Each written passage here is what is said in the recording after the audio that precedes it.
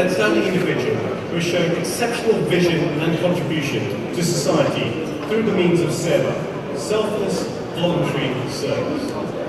Please welcome the sponsor of the award, Mr. Ashok Bansal from Best Western Hotels, and Major Roger Metcalfe, a former British Army regular officer, now serving part-time, who will be telling us about the captain.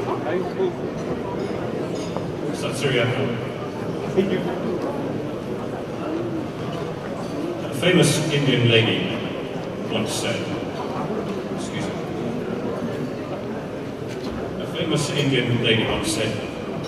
like the bee gathering honey from the different flowers, the wise person accepts the essence of the different scriptures and sees only the good in all religions.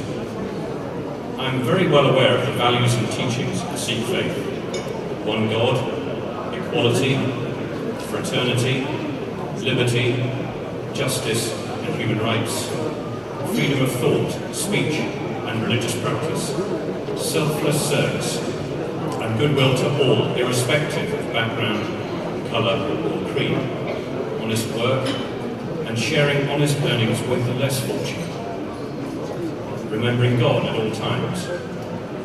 You've asked me to speak to you on the subject of selfless commitment, and there it is, a central element of the Sikh faith and tradition.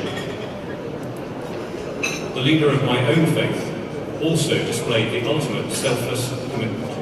When faced with his terrible choice, he chose to lay down his life so that others might be saved.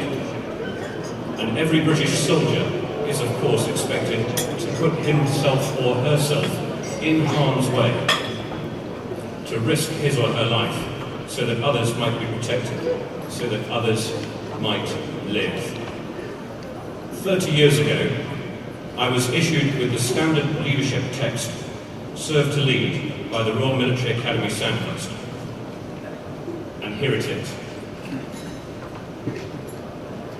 The first word of the title, "Serve," indicates the tenets of the British Army's approach to leadership, and the concept of duty and service features prominently within it. Colonel Henderson's Science of War emphasises the indestructible cohesion of the British regiment, based principally upon mutual confidence and mutual respect, with the man in the ranks having implicit faith in his officer, the officer an unbounded belief in the valour and discipline of his men. But what are the foundations of this philosophy, of this strength of collective character? General Slim has this to teach the officer cadet. Unselfishness, as far as you are concerned, means simply this: you will first put the honour and interests of your country and your regiment. Next, you will put the safety, well-being and comfort of your men. And last all the time, you will put your own interest, your own safety and comfort. Officer cadets are taught the example of their forebears, which so frequently showed utter selfless commitment. And I will share just one example with you. Captain Farrah Hockley writes in his Edge of the Sword at the time of a withdrawal during the Korean War. He says, "Nearby I met Bob, the regimental medical officer, returning to the regimental aid post from a talk with the colonel. We were all ready to withdraw. In small groups, the headquarters split up and ran over the ridge. When they had gone, I too came up on the ridge crest and prepared to descend the other side. Bob was standing alone by the path that led to the steep slopes below. 'Come on, Bob,' I said. 'I can't go,' he replied. 'I must stay with the wounded.' For a few seconds I did not comprehend. To stay here was to stay certainly for capture, possibly for death, when the Chinese launched their final assault on the position.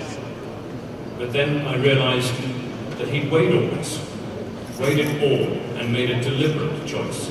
He would place his own life in the utmost jeopardy in order to remain with the wounded at the time when they would need him most. And what about my own personal reflection on this crucial concept? I pose the question for you. Selfless commitment. Very good, but commitment to whom? Is it to a brigade? To Her Majesty? To one's regiment? It is foremost selfless commitment to one's soldiers, each and every one of them, because each one matters. I always think that when inspiration is needed, and in this case for a divine viewpoint on the concept of selfless commitment, never have I seen anything comparable in insight to that beautiful hymn, I vow to thee my country. It begins with a triumphant assertion of what might be described as secular patriotism. A noble thing indeed in a country like ours. I vow to thee my country, all earthly things above, entire, whole and perfect, the service of my love. It goes on to speak of another country I heard of long ago, whose king can't be seen and whose armies can't be counted, but soul by soul and silently her shining bounds increase, not group by group or regiment by regiment, but soul by soul, and each one counts. That, my friends, is the country which we serve. You and I will fight for things in which we believe, and our unity and success matters greatly, as much to the temporal as to the spiritual future of our nation. God judges us according to our deeds, not the coat that we wear. That truth is above everything, but higher still is truthful living. Know that we attain God when we love, and only that victory endures, in consequence of which no one is defeated.